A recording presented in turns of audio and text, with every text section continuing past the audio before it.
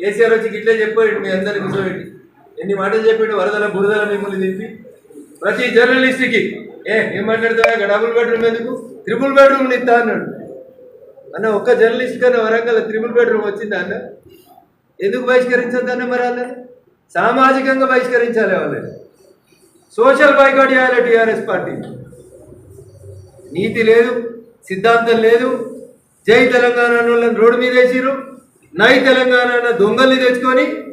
ఇలా కాంగ్రెస్ కొడుతుంది కాంగ్రెస్ మా ఎమ్మెల్యేలను దొరకపోతుంది మరి నువ్వేం చేసినావు భయ్ మనం ఏమి ఇస్తే సమాజానికి సమాజం మళ్ళీ తిరిగి మనకు అదే ఇస్తుంది సైన్స్ టీచర్గా చెప్పాలంటే భూమి గుండ్రంగా ఉంటుంది ఇప్పుడు ఇక్కడ పగటిలు 2 అయింది అమెరికాలో రాత్రి 2 అవుతుంది తేడా ఏముంది జర్ర 6 గంటలు ఆగితే వాళ్ళు చీకట్లకి వెళ్తే వెలుతురులోకి వస్తారు మనం వెలుతురులోకి వెళ్ళి చీకట్లకి అందుకని ఆ ట్విట్టర్ టిల్లు కానీ ఈ నమ్మకం లేనటువంటి ముఖ్యమంత్రి గారు కానీ ఈ అబద్ధాలతోటి ప్రజల్ని మభ్యపెట్టకండి దయచేసి ప్రజా సమస్యల్ని పరిష్కరించండి వరదలు రాకుండా ఉండడానికి ఏం చర్యలు చేయాలనేది చూడండి నోటికొచ్చిన హామీలు ఇచ్చిపోయినటువంటి జర్నలిస్టులతో సహా అందరినీ వంచిండు ఆ ముఖ్యమంత్రి ఈ ముఖ్యమంత్రి కాబట్టి మాట్లాడితే ప్రజలకు ఉపయోగపడేటువంటి పనులను చేయమని చెప్పి ఈ సందర్భంగా విజ్ఞప్తి చేస్తూ తన ఆలస్యానికి క్షంతవ్యులం